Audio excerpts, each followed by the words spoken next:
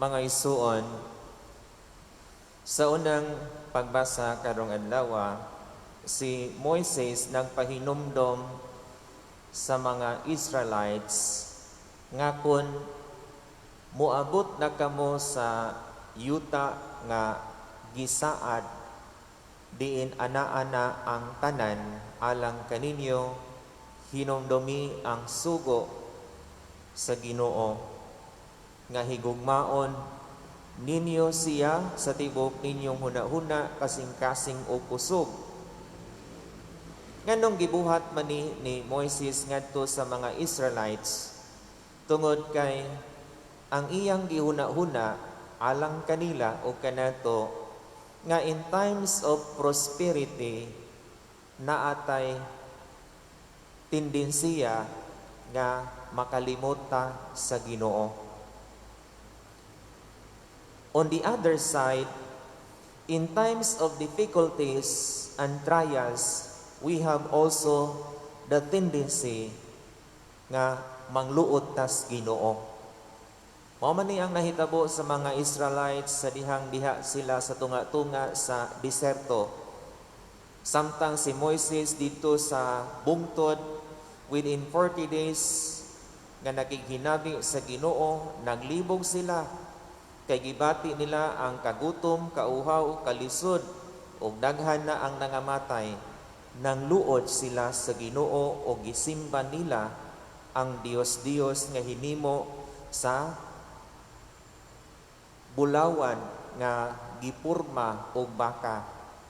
Mao na nga sa wala pa sila moabot sa gisaad nga yuta, gipahinumduman sila, higugmaa ang Dios sa tibuok ninyong huna-huna kasing-kasing o kusog. Karon, sa gospel, naghisgot kini mahitungod sa usa ka amahan nga miduol kang Hesus og nihangyo nga kaluy-an ang iyang anak nga patulon. Ang nahitabo niini mao nga gidala niya ngadto sa mga tinun-an ni Hesus. Kung atong ihapon, siyam kabuok tinun-an ni Hesus wala makahimo sa pagpapahawa sa yawa nga misulod diha sa bata. Mao na nga nahibulong siya nga sa kadaghan niining mga tawhana wa gyud sila kahimo sa pagpalagpot sa yawa. Muna nga miadto siya ni Hesus. Aron masabtan nato ang punto niining ibanghilyo ug ngano nga nahitabo ni sa mga tinun-an ni Hesus, adunay usa ka istorya. Dunay usa ka negosyante nga niadto sa lain nga mga nasod.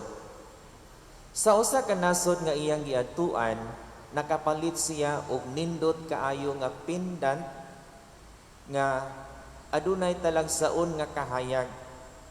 Kon kini mahimutang sa kangit-ngit. So, pasabot kung ato ka sa lawak nga walay suga, mo bidlisiw ang extraordinary nga kahayag niini. Ug mahalon kaayo ang maong pendant.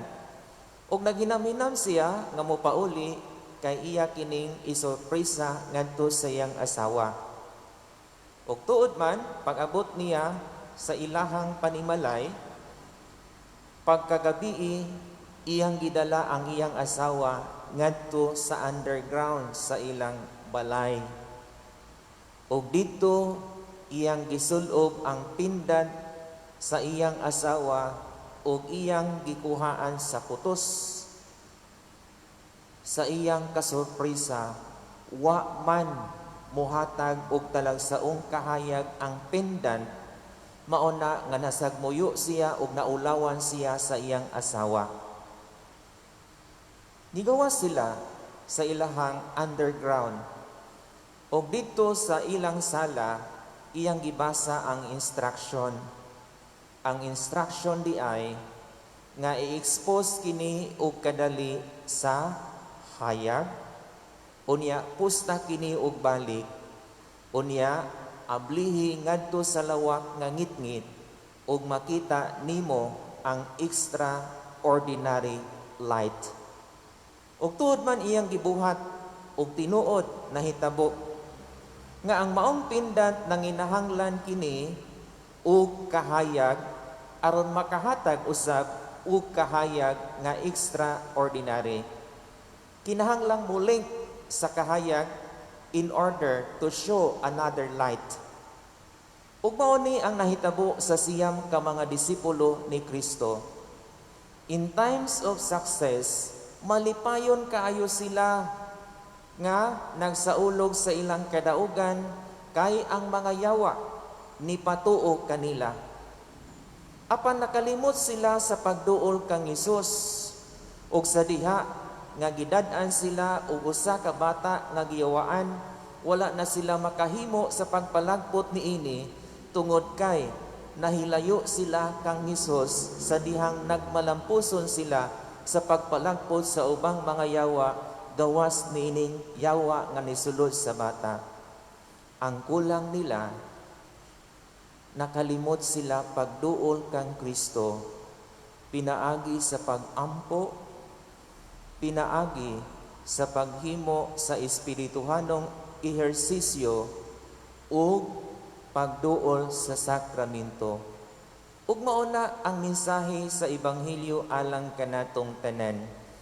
For us to do the impossible things, we need to come closer to Jesus through prayer, through participation of the Holy Eucharist, and also spiritual exercises. Kay mao kini ang pamaagi nga makalink kita sa source sa atong espirituhanong kusog aron makahimo kita sa mga butang nga para nato imposible, pero para sa Dios posible nga mahitabo pinaagi sa atong pagtuo ngadto kaniya. Manindog palihog.